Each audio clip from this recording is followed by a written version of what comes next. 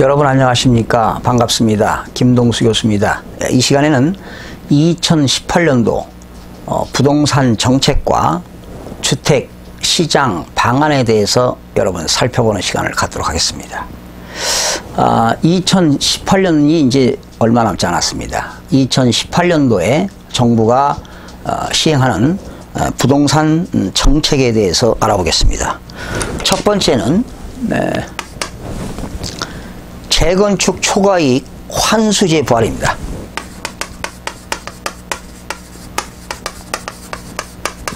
재건축 초과이익 환수제 부활한다. 자, 이제는 앞으로 재건축 사업으로 발생하는 개발이익금을 최대 50%까지 적용하겠다는 겁니다. 앞으로 2018년 1월 1일 이후에 관리처분 계획 인가를 받고 신청을 하는 재건축 사업장에 대해서 모두 적용됩니다. 그러니까 도시 및 주거환경정비법에 의해서 재건축이 되어서 그 재건축으로 얻어지는 이득은 50%로 이익금, 개발이익금에 환수를 하겠다는 내용이 되겠습니다. 두 번째는 이건 2018년 1월 1일부터 적용하는 겁니다. 분양권 전매 시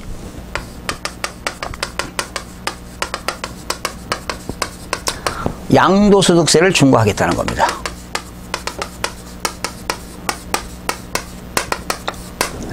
분양권 전매 시 양도소득세를 중과하는 내용인데요. 이제 조정 대상 지역이라고 있었죠. 서울 25개구는 다 해당되고요. 뭐 경기도 과천, 또 분당, 또 과천, 하남, 또 뭐 세종시, 부산 일부 해운대구죠. 이런 조정 대상 지역에서는 보유기간 관계없이 50% 세율을 적용하겠다는 겁니다. 이런 조정 대상 지역에서 분양권을 전매했을 때는 보유기간 관계없이 50%를 중과세 하겠다 하는 내용이 되겠습니다. 그 다음에 세 번째는 신 DTI입니다. 여러분 DTI라는 거 아시죠? Debt to Income, 총부채 상환 비율을 도입하겠다. 총부채 상환 비율을 도입하겠다. 우리가 금융기관에서 돈을 차입하게 되면 뭐 매월 이자 내고 원금은 나중에 상환하잖아요. 이제는 원리금, 그러니까 원금과 이자를 동시에 상환하는 신 DTI를 적용하게 되는 겁니다. 그러니까 원리금과 대출이자를 합산해서 상환하는 그런 한도를 산정하겠다. 이런 내용이 되겠고요. 그러면 요 1번, 2번, 3번은요. 2018년 1월 1일부터 적용이 되고요. 내년 3월부터 적용되는 게 있습니다. 3월. 내년 3월부터 적용되는 것은 부동산 임대업 여신심사를 강화하겠다는 겁니다. 부동산 임대업. 부동산 임대업하는 사람들은 여신 심사를 강화하겠다. 금융기관에서 돈 빌려주는 거 여신 심사를 강화하겠다는 것입니다. 그러니까 부동산 임대업자가 이제 두 가지가 있겠죠. 주택 임대업자가 있겠고 상가라든가 오피스텔 임대업자가 있겠는데 이러한 임대업자가 임대 수익으로 벌어들인 수익으로 이자 상환 비율을 강도를 높이겠다라는 것입니다. 예를 들어서 임대 수익이 100원인데 이자 비용이 80원 이상이면 대출을 규제하겠다는 겁니다. 그러니까 연간 임대 수익이 100원이면 주택 임대업자가 이자 비용이 80원 이하여야 한다.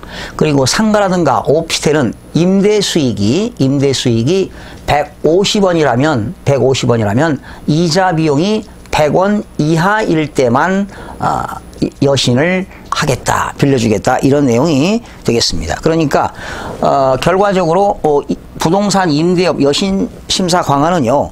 임대 수익 이자 상환 비율을 높이겠다. 이것이 바로 RTI입니다. RTI.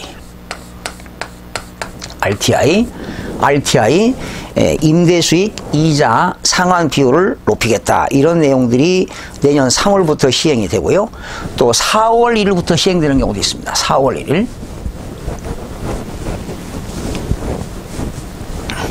내년 5번째가 되겠는데요. 4월 1일부터 시행되는 게 양도소득세 중과입니다.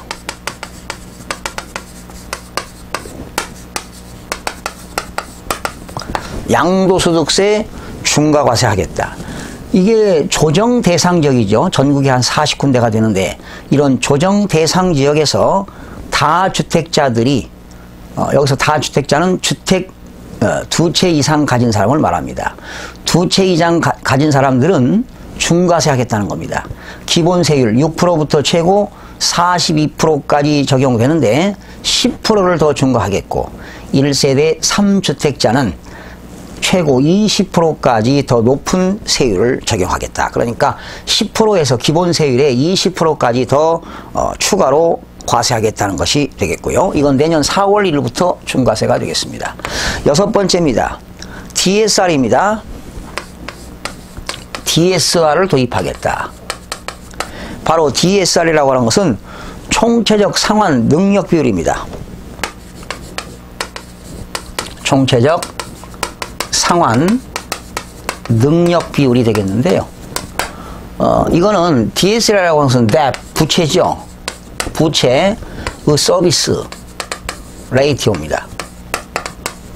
그러니까 총부채 상환 능력 비율은 돈 빌린 차주가 상환 능력을 철저하게 심사해서 그 차주가 가계대출의 원리금 상환 능력을 파악해서 돈을 빌려주겠다. 그러니까 DSR을 도입하게 되면 그 빌려온 차주가 상환 능력이 가계대출 상환 능력이 있느냐 없는가를 총체적으로 파악하겠다. 이런 것은 아마 내년 하반기입니다.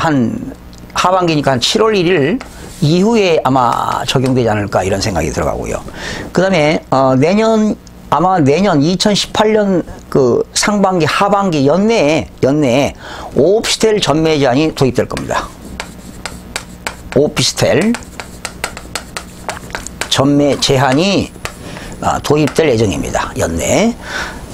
그렇다고 전국적으로 다 적용되는 건 아니고요. 투기 과열지구라든가 조정 대상 지역에서 오피스텔도 전매 제한이 될 것이다. 뭐 이런 7가지가 아마 2018년도 부동산 정책의 주요 내용이 되겠습니다. 자, 그러면 지난 박근혜 정부에서는요. 빚내서 집을 사라고 했었습니다. 그리고 그 당시 최경환 부총리인가요? DTI와 LTV를 낮췄습니다. LTV와 DTI를 높여가지고 이렇게 집을 사라고 권유를 했습니다만은 아마 문재인 정부에서는 집은 소위 바이 사는 것이 아니라 라이브 집은 거주하는 것이다. 뭐 이런 정책을 수립하고 있죠. 결과적으로 실수요자를 보호하겠다는 겁니다. 그리고 투기 수요 억제를 하겠다는 것이 문재인 정부의 정부 방침이 되겠는데요. 자, 그러면 이러한 부동산 정책으로 인해서 2018년도 주택시장 전망은 과연 어떻게 될까? 자, 여러분, 앞으로 주택가격이 2018년도에 올라갈 것이다, 떨어질 것이다. 이거는 아무도 예측을 할 수가 없는데요. 2018년도 부동산 정책을 보게 되면 크게 이렇게 3가지로 할 수가 있는데, 결과 첫 번째는 모든 부동산 정책 규제를 강화하겠다는 거 아니겠습니까? 규제를 강화하겠다. 아무래도 규제를 강화하게 되면 수요가 많이 일어나지 않죠. 수요가 없습니다. 그 다음에 두 번째는 지금 현재 한국은행의 기준금리도 1.5%가 되겠고 미국의 기준금리도 1.5%가 되겠는데요. 현재는. 그러나 앞으로 미국이 기준금리를 2018년도는 3회 이상 인상시키겠다는 거니까 아마 미국의 기준금리는 2018년도에 한 2.25가 되지 않을까 개인적으로 생각을 해보는데요. 지금 2017년도 연말을 기준으로 해서 각 금융기관들의 여러분 코픽스라고 하시나요? 코픽스? 코픽스. 이 코픽스라는 것은 2010년도에 도입된 용어인데요. 이게 바로 뭐냐면 코스트 오브 펀드 인덱스입니다. 인덱스. 이렇게 해서 FI, 픽스 뭐 이런 건데요. 이거는 금융기관 대출에 대한 금융기관 대출금에 대한 기준금리입니다. 현재 금융기관에서 코픽스는 2017년도 말 연말에 한 4.5%가 되는데 아마 2018년도 상반기 초에는 상반기에는 아마 5% 이상이 되지 않을까. 결과적으로 대출금리가 올라간다고 보시면 되겠습니다. 그래서 앞으로 2018년도는 금융기관의 대출 기준뿐만 아니라 한국은행과 미국의 기준금리 상승으로 대출이자 기준금리도 상승될 전망이라고 보여집니다. 그래서 이제 기준금리 인상이라고 보시는 거죠. 기준금리 인상. 또 금융기관들의 코픽스 인상이라고 보시면 돼요. 코픽스. 그 금융기관들의 대출 그 금리가 인상되는 거다. 이렇게 보시고. 세 번째는 입주 물량이 증가된다고 보시면 돼요.